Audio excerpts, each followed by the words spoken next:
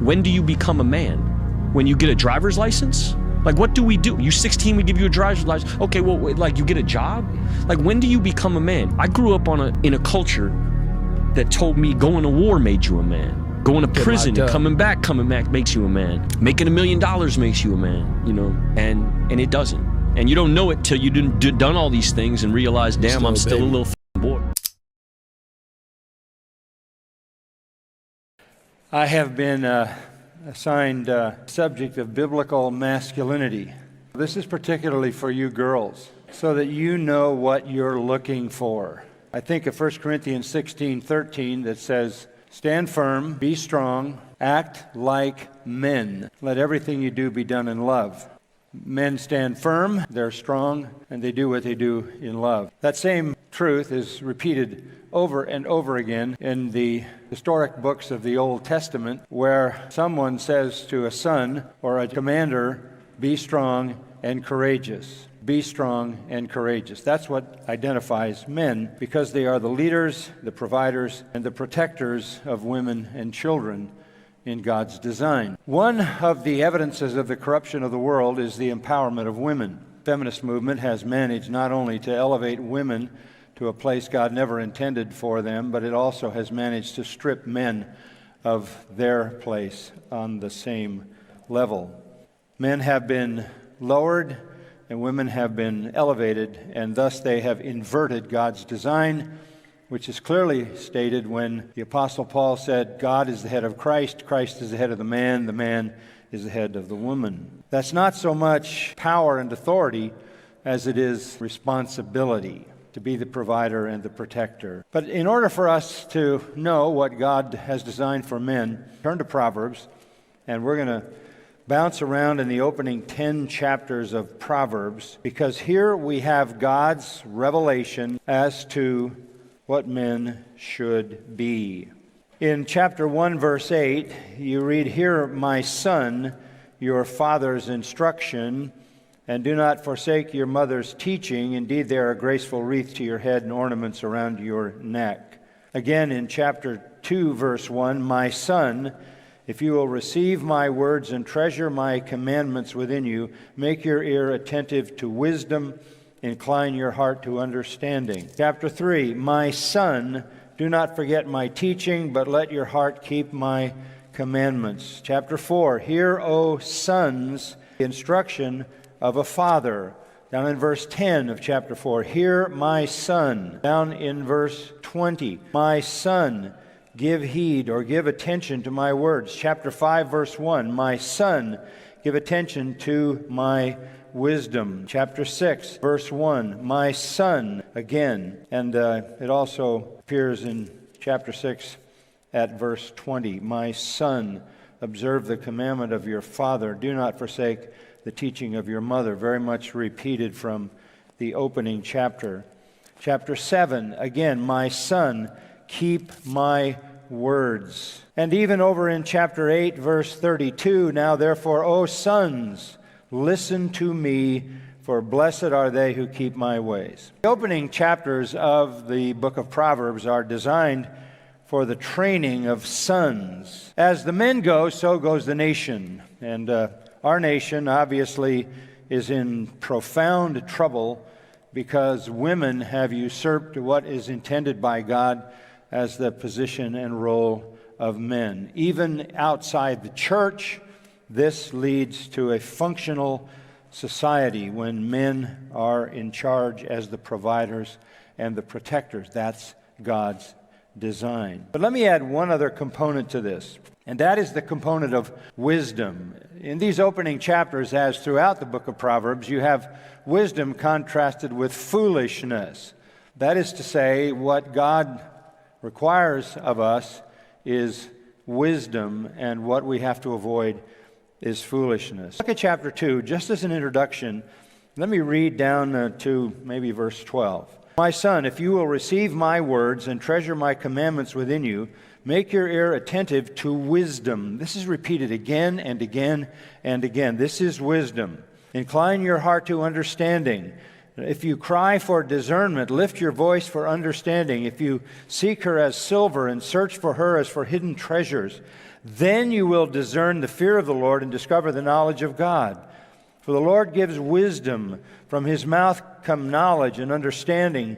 He stores up sound wisdom for the upright. He's a shield to those who walk in integrity, guarding the paths of justice, and he preserves the way of his godly ones. Then you will discern righteousness and justice and equity and every good course. For wisdom will enter your heart, and knowledge will be pleasant to your soul. Discretion will guard you. Understanding will watch over you to deliver you from the way of evil, from the man who speaks perverse things. It's all about wisdom. Look over to the 8th chapter for just a moment. Does not wisdom call? And understanding lift up her voice. On top of the heights, beside the way where the paths meet, she takes her stand. Beside the gates, at the opening to the city, at the entrance of the doors, she cries out, "To you, O men, I call, and my voice is to the sons of men. O naive ones, understand prudence, and O fools, understand wisdom. Listen, for I will speak noble things, and the opening of my lips will reveal right things. For my mouth, speaking of wisdom personified, will utter truth, and wickedness is an abomination to my lips." Verse 12, "I, wisdom, dwell with prudence, and I find knowledge and discretion." It's all about wisdom, knowledge, discretion, understanding, wisdom. At the end of that chapter, verse 35, "For he who finds me, wisdom, finds life, and obtains favor from the Lord. But he who sins against me, wisdom, injures himself. All those who hate me, wisdom, love death."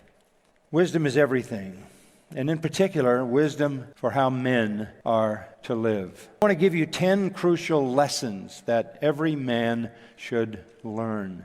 10 great truths in Proverbs that define what a man should be. When a man exhibits these characteristics, he is a man of wisdom. And wisdom is the pathway to blessing. First, men are told, fear your God.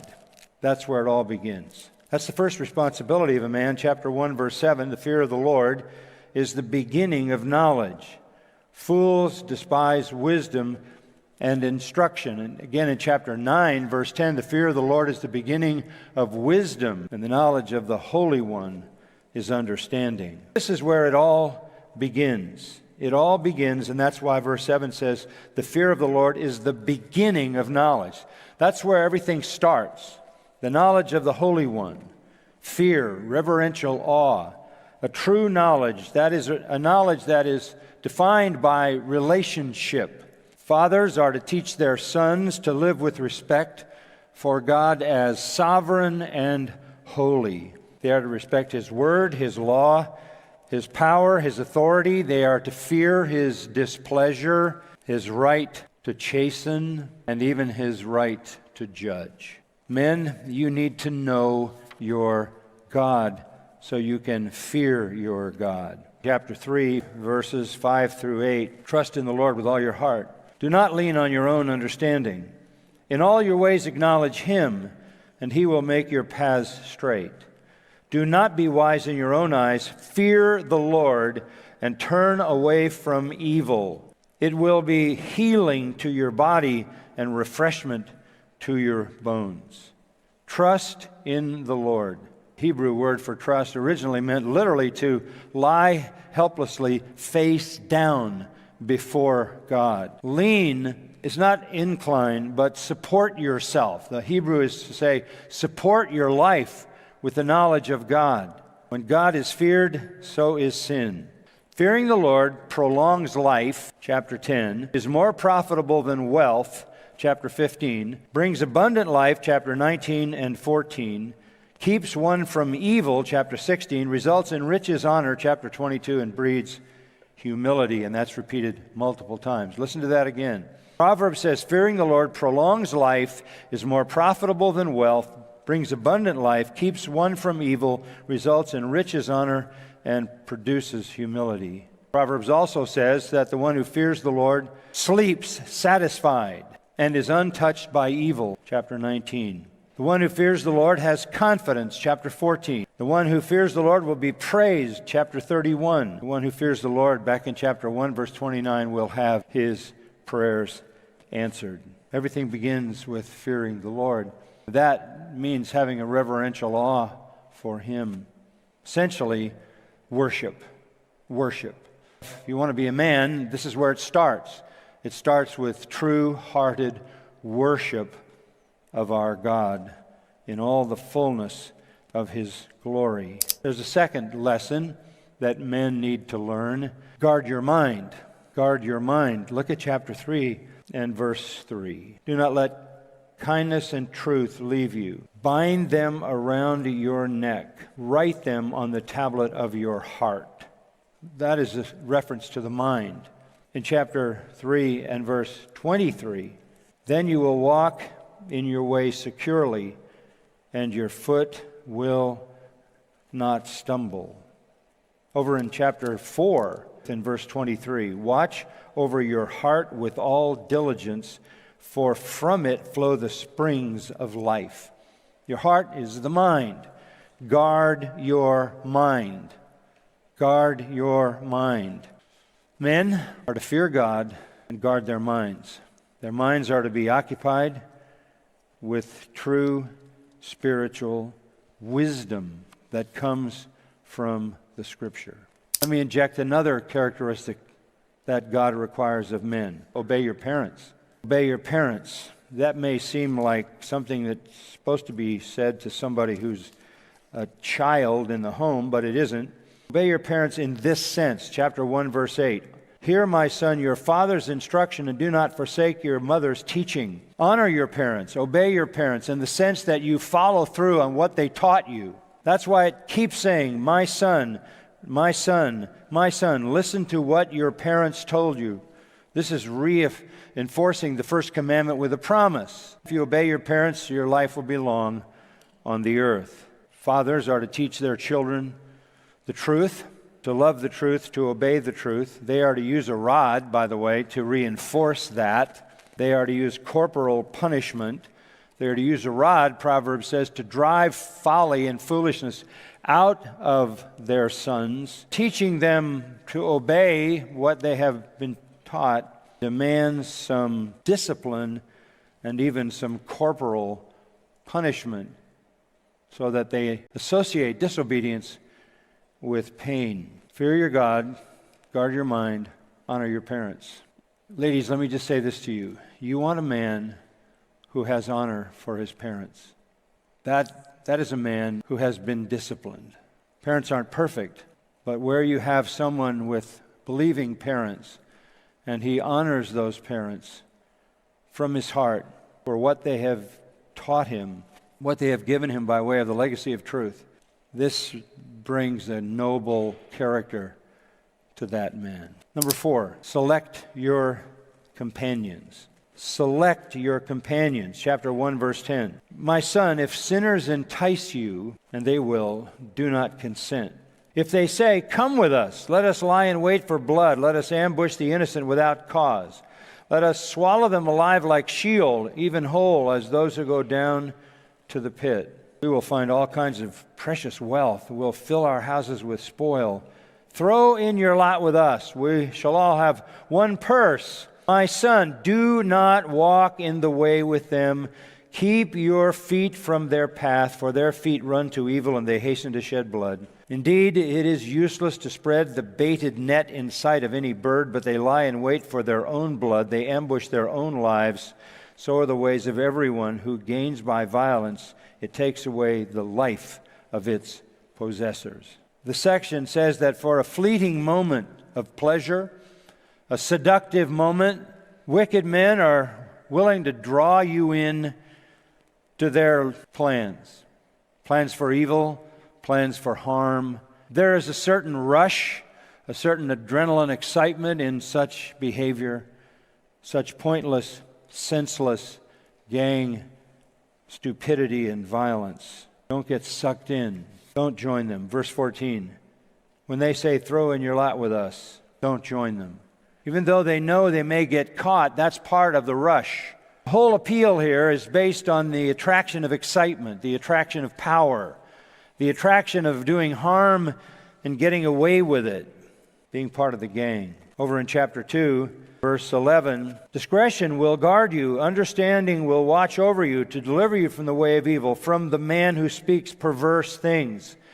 If you fear your God and have guarded your mind and have honored your parents by holding on to their instruction, that discretion, that wisdom, that understanding will deliver you from those who try to seduce you into the way of evil, from the man who speaks perverse things, from those who leave the paths of uprightness to walk in the ways of darkness, who delight in doing evil and rejoice in the perversity of evil, whose paths are crooked and who are devious in their ways. Verse 20, you will walk in the way of good men and keep to the paths of the righteous, for the upright will live in the land and the blameless will remain in it. But the wicked will be cut off from the land and the treacherous will be uprooted from it. You choose your friends. Don't let them choose you. Choose your friends, true friends. Choose the kind of people that lift you up, not the kind of people that pull you down. A man should be known by his friends, and they should be close, loving friends who are also committed to biblical wisdom, who are honest, and who lift us up. You want to make friends of those who elevate you, not those who pull you down. So fear your God, guard your mind, honor your parents, select your companions. Here we go a little deeper. Number 5, control your desires. Chapter 5, down to verse 22. His own iniquities will capture the wicked, and he will be held with the cords of his sin. He will die for lack of instruction, and in the greatness of his folly he will go astray. Sin imprisons. Sin makes you a captive. Sin puts you in chains. There's some illustrations of that here in Proverbs. Back to chapter 2, verse 16. To deliver you from the strange woman, from the adulteress who flatters with her words, that leaves the companion of her youth, and forgets the covenant of her God, for her house sinks down to death, and her tracks lead to the dead. None who go to her return again, nor do they reach the paths of life. You will walk in the way of good men and keep to the paths of the righteous. For the upright will live in the land, and the blameless will remain in it. But the wicked will be cut off from the land, and the treacherous will be uprooted from it. Stay away from the strange woman, the foreign woman, away from home, no accountability, out of town, no one knows. Teach your sons sexual purity. Chapter 5 again, and look how it starts. My son, give attention to my wisdom, incline your ear to my understanding, that you may observe discretion, your lips may reserve knowledge. For the lips of an adulteress drip honey, and smoother than oil is her speech. Seduction. But in the end she is bitter as wormwood, sharp as a two-edged sword. Her feet go down to death. Her steps take hold of Sheol. By the way, we're talking about here illegitimate sex, not necessarily a prostitute, not necessarily some anonymous hookup. We're talking about engaging in any kind of sexual sin, sexual relationship outside of marriage is a pathway to death. She doesn't ponder the path of life. Her ways are unstable. She doesn't know it. Now then, my sons, listen to me and do not depart from the words of my mouth. Keep your way far from her. Do not go near the door of her house, or you will give your vigor to others and your years to the cruel one, and strangers will be filled with your strength, and your hard-earned goods will go to the house of an alien. You have sex with some person, you don't know all of the implications of that. You don't know but what it might destroy your life in a multiple of ways. Physically, it's possible, a venereal disease. Financially, it's possible, a child is conceived. Your hard-earned goods go to the house of an alien, and you groan at your final end when your flesh and your body are consumed. And you say, how I have hated instruction, and my heart spurned reproof. I have not listened to the voice of my teachers, nor inclined my ear to my instructors. I was almost in utter ruin in the midst of the assembly and congregation. There I was with the people of God, knowing the truth, and not listening. For the ways of a man are before the eyes of the Lord, and he watches all his paths, and his own iniquities will capture the wicked. He will be held with the cords of his sin, and he will die for lack of instruction. This world is filled with seductive temptations that confront men and women and are particularly vulnerable. That's why you make a covenant before God when you get married. Then you make a covenant with God to be pure. Then you make a covenant with your eyes. Then you make a covenant with your feet, and you avoid the places of temptation. What does God expect of a man? Fear your God, guard your mind, honor your parents, select your companions, control your desires, enjoy your wife.